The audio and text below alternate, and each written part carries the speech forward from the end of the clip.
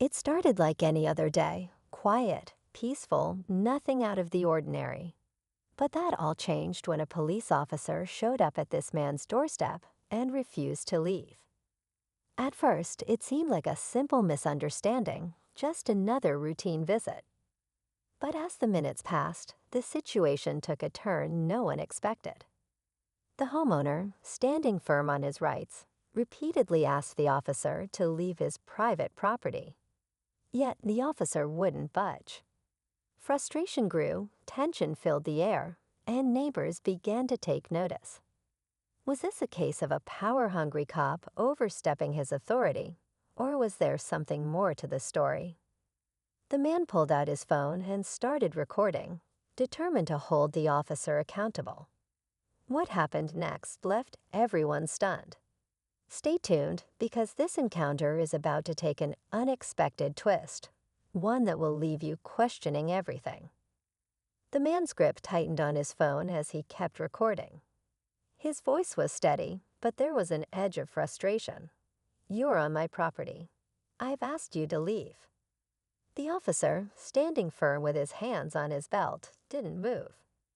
His expression was unreadable, but there was something unsettling about his silence. Neighbors peeped through their windows, some stepping outside to watch. A few whispered among themselves, unsure of what was happening. The man had no criminal record, no pending issues with the law, so why was this officer refusing to go? He had seen viral videos like this before, but he never thought he'd be in one himself. Something felt off. Was this officer here on official business, or was there another reason? As the standoff continued, the man's heart pounded. Then, without warning, the officer reached for his radio, and that's when everything changed. The officer's hand hovered over his radio for a moment, but then he hesitated. The man's eyes narrowed, sensing that something wasn't right. He had lived here for years, and he knew every officer in town. This wasn't one of them. The officer didn't seem familiar, and his presence was making the man's skin crawl. As the silence dragged on, the tension grew thicker. The man could feel his neighbors watching, their curiosity palpable, but no one dared to step forward. The officer's gaze flicked to the street, where a patrol car was parked a little further down. No sirens, no flashing lights, just the dark, quiet vehicle. Was he alone? Or was there someone else involved in all of this? The man's hand twitched, ready to dial for help, but something stopped him. He didn't want to escalate the situation, but what if this wasn't just about a routine check? What if this officer wasn't here to serve and protect, but to intimidate, to push his boundaries? As the officer finally spoke, his voice low and cold, the man braced himself. The words that came next would shake everything he thought he knew.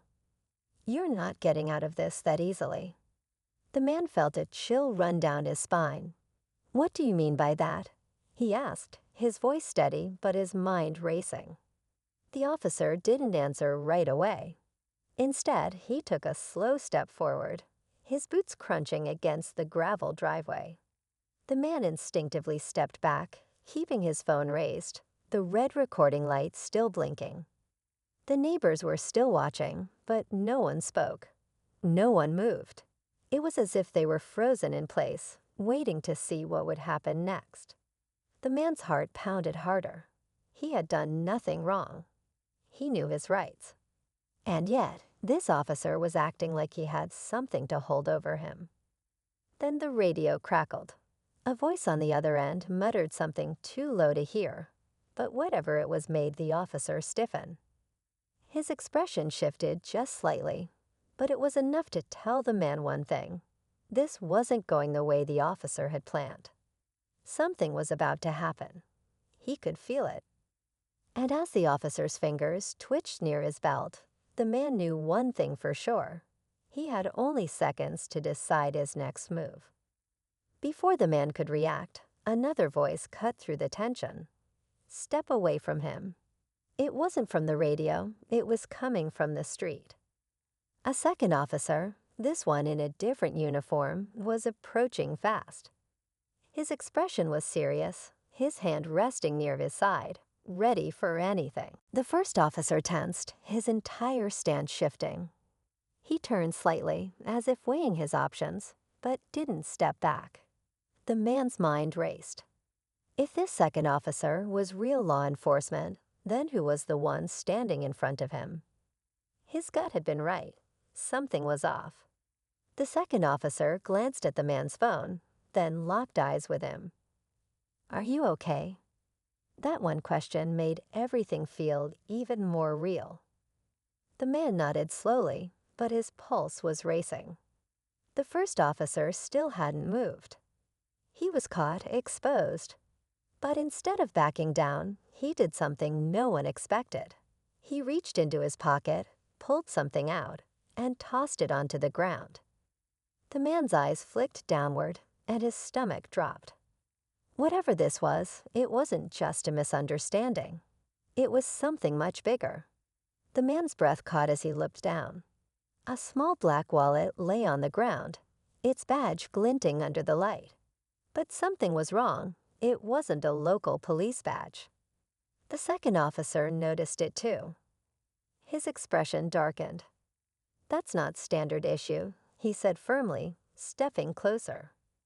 The first officer finally spoke, his voice lower now, almost resigned. "You don't understand," he muttered, shaking his head. But before he could say more, the second officer reached for his radio. "I need verification on an unidentified officer at this location."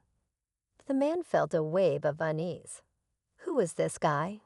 Why had he been on his property, refusing to leave? The moment stretched unbearably long, until the radio crackled back. "No officer by that name is on duty." Silence. Then in a flash, the fake officer bolted. The second officer lunged, tackling him to the ground. The man stumbled back, his phone still recording as cuffs clicked shut. The truth unraveled quickly after that. The so-called cop wasn't law enforcement at all. He had been impersonating an officer, targeting specific homes for unknown reasons. But the biggest shock came when the real officers checked his background. This wasn't the first time he had done this. And worse, no one knew exactly what he had been planning to do next. As the fake officer was taken away, the man finally let out the breath he'd been holding. His quiet, ordinary day had turned into something straight out of a nightmare. Neighbors slowly emerged from their homes, murmuring in shock. Some had seen the whole thing unfold, others had only caught the end. But everyone had the same question: how long had this guy been doing this? The real officer assured the man that an investigation was already underway. They would be looking into the suspect's past, his motives, and whether anyone else had been targeted. The man glanced at his phone, the video still recording. He had captured everything. This footage could help prevent someone else from falling victim.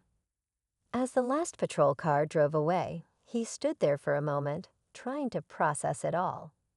He had trusted his instincts, and in the end, that had made all the difference.